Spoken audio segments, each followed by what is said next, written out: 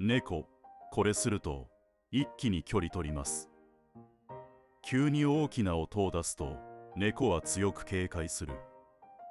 人には普通の音でも猫にはかなり大きく感じる。